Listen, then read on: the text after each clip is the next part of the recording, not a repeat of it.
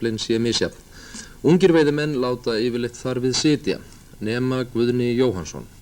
Hann er 14 ára gutti í Neskaupstað sem keypti sér trillu upp á eigin spýtur.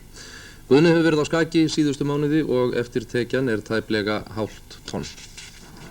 Guðni Þórir Jóhannsson er 14 ára gamall og býr í Neskaupstað.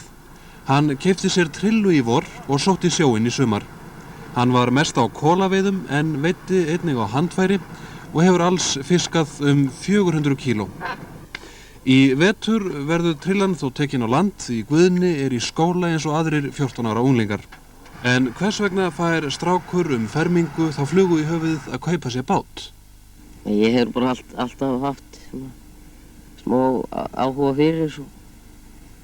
Sér lét ég bara draumi rætast og keypti mér bát. Var ekki erfitt að fjármagna þessi kaup? Jú, svona í fyrstu. En ég vann mig fyrir þessu.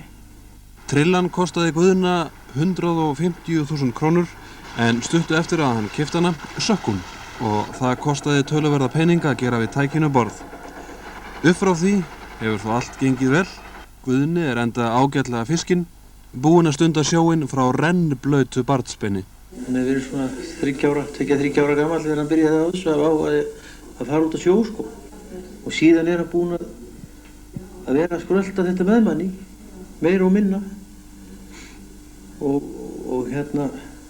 það er engin friður verið, endilega vilja kaupa bát.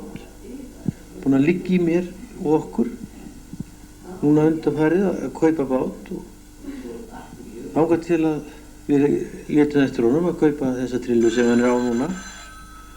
Og hann fermdist í vor og þá labbaði hann sér með þessa peninga sem hann fékk og keypti sér trillu fyrir 150.000. Ætlar að láta hennar bát duga í eitthvað tíma eða ætlar að fara að stækka við þig? Ég hugsi stækkir og ekkert bara á svona.